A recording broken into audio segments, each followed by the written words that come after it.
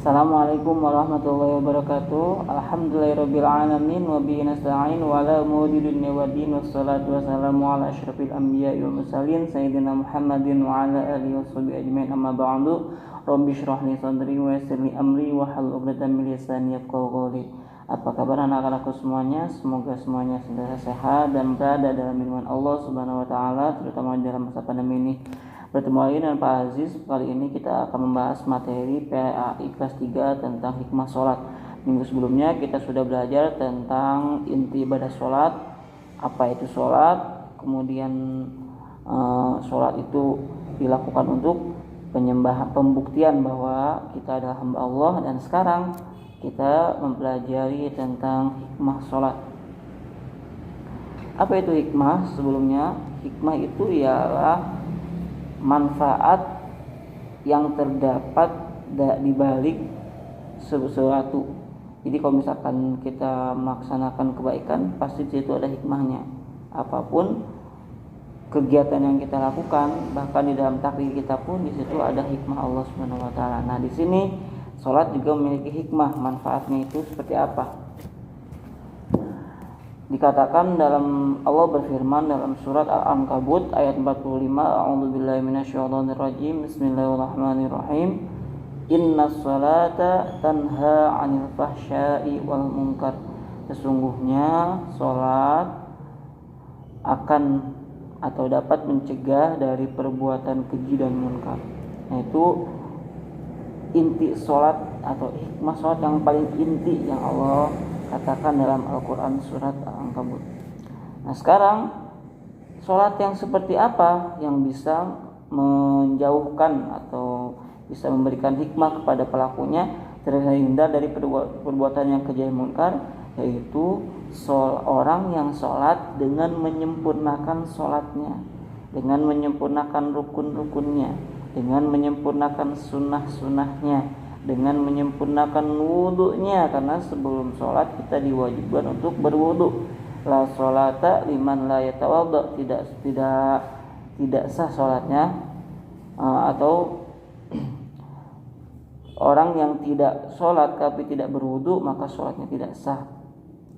Nah, seperti itu hikmah sholat. Jadi orang yang bisa sholat itu mencegah perbuatan keji dan munkar ialah orang yang menyempurnakan sholatnya, baik itu rukun, sunnah, dan khusyuk hatinya ketika sholat kepada Allah Subhanahu wa taala. Nah, seperti yang itu inti hikmah sholat. Nah, sholat bermanfaat jika dilaksanakan dengan sempurna, seperti yang tadi saya katakan, memenuhi syarat, rukun, khusyuk dan ikhlas karena Allah Subhanahu wa taala, tidak ada iming-imingan riya.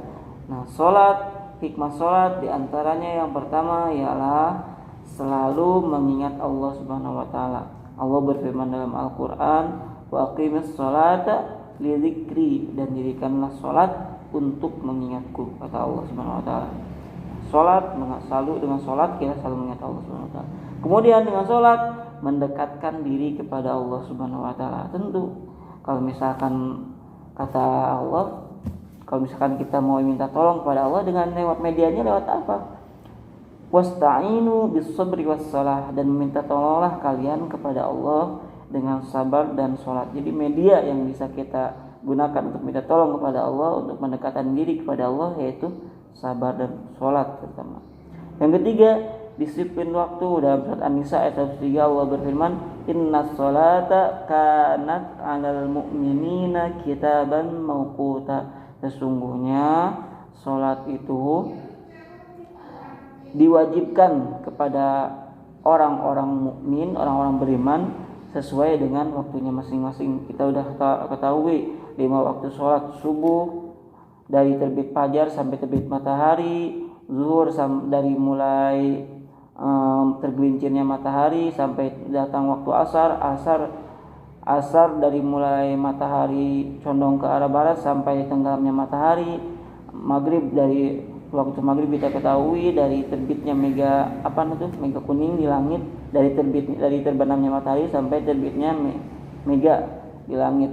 Nah, isya dari terbitnya mega sampai waktu fajar. Nah, itu adalah waktu-waktu sholat. Nah, dengan orang yang melaksanakan sholat tepat waktu, maksudnya awal waktu, hidupnya akan teratur.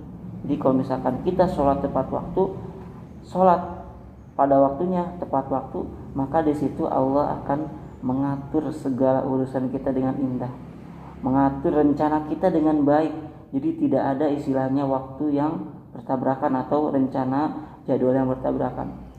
Nah, selanjutnya hikmah yang keempat ialah hidup bersih. Nah, sudah kita ketahui bahwa salah satu syarat sahnya sholat ialah suci dari hadas besar dan hadas kecil, bersih dari najis. Jadi tempat atau badan, pakaian, dan tempat sholat itu harus bersih dari najis. Nah, jadi orang yang senantiasa melaksanakan sholat, maka dia akan secara tidak langsung dituntut untuk menjaga hidup bersih. Nah, itu salah satu hikmah sholat. Jadi kalau misalkan kita sudah terbiasa menjaga hidup bersih, maka itu akan menjadi kebiasaan dalam hidup kita. Nah, selanjutnya yang kelima, hidup tertib dan teratur. Nah, ini erat kaitannya dengan disiplin waktu.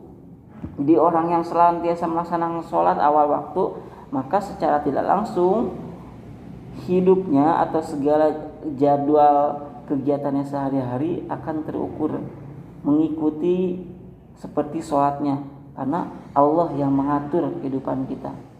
Nah, selanjutnya yang keenam, bersikap rendah hati. Bayangkan badan kita, anggota tubuh kita sehari-hari normalnya itu yang paling atas ialah kepala. Tapi ketika kita ruku, kepala kita sejajar dengan apa sih namanya? Kalau bahasa sopannya itu dengan pantat kita. Nah, itu sejajar. Itu untuk salah satu untuk hikmahnya mengajarkan kita bahwa kita harus senantiasa rendah hati. Bahkan tidak sampai di situ, ketika kita sujud, kepala kita yang biasanya berada di atas itu berada di bawah, bahkan lebih bawah dari pantat kita. Nah, itu mengajarkan apa? Bahwa kita harus senantiasa rendah hati. Tidak selalu kita itu meskipun kita di atas, tetap saja kita ini hakikatnya harus merendahkan hati kita, harus tawadhu. Nah, seperti itu hikmahnya. Selanjutnya yang ketujuh, hidup damai dan menyebarkan keselamatan. Kita sudah ketahui kalau misalkan kita, contohnya kalau misalkan sholat berjamaah, kita hidup berdampingan, kita hidup bersamaan dengan tetangga kita, dengan saudara kita. Di situ akan tercipta kerukunan antar sesama atau kerukunan antar saudara dan tetangga. Kemudian yang kedelapan, hati menjadi tenang dan tentram. Pasti semua orang merasakan ketika sholat hatinya akan lebih tenang dan tentram. Yang kesembilan, membina kebersamaan, persatuan dan persaudaraan. Kita lihat ketika orang berjamaah, imam berdiri, makmum ikut berdiri, imam ruku, makmum ikut ruku. Nah, disitulah terciptanya kebersamaan, persatuan dan persaudaraan. Yang kesepuluh, memelihara diri dari perbuatan dosa. Yang ini inti ibadah sholat secara terangkum dari sini. Yang ke-9 tadi itu terangkum dari memelihara diri dari perbuatan dosa. Inna sholata tanha 'anil fahsya'i wal munkar. Nah, itu adalah salah satu hikmah sholat. Mudah-mudahan Allah jadikan kita hamba yang senantiasa melaksanakan sholat awal waktu dan menghindarkan kita dari perbuatan keji dan munkar. Kurang dan lebihnya Pak Yus, mohon maaf. Wabillahi taufiq wal hidayah. Wassalamualaikum warahmatullahi wabarakatuh.